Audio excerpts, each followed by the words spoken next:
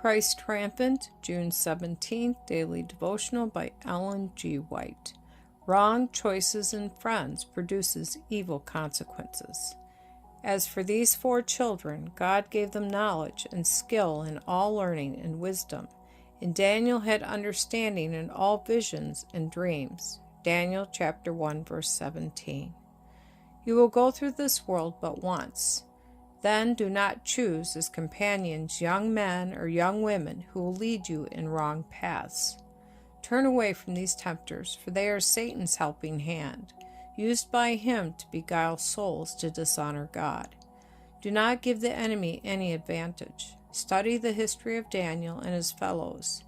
Though living where they were met on every side by the temptation to indulge self, Daniel and his companions honored and glorified God in their daily life. They determined to avoid all evil, to refuse to place themselves in the enemy's path, and with rich blessings God rewarded their steadfast loyalty. Each one of us is making his or her future.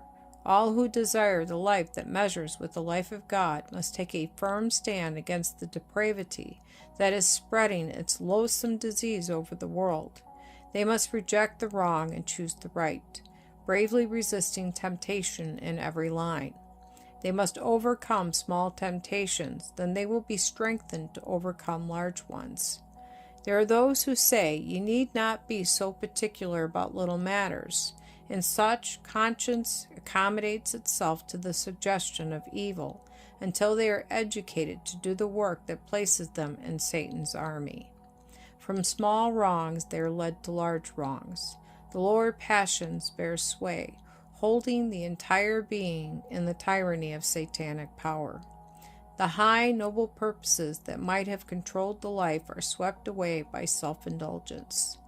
Unite with one another in being true to virtue, true to God. Be studious. Reach upward for the highest attainments. The Lord commends earnest, determined effort to gain that knowledge and understanding that will enable you to take your place in the higher grade in the courts above. He looks with approval on watchful, diligent students. Pray as did Daniel 3 times a day, alone with God. Confess every sin you have committed, every mistake you have made. God says, "Confess your faults one to another, and pray for one another, that ye may be healed." James chapter 5, verse 16.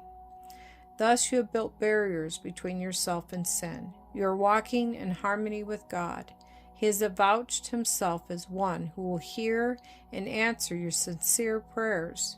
He has assured you that he will pardon and accept you. How powerful you may be in this assurance. The Lord is near to all who call upon him, near to answer and to bless.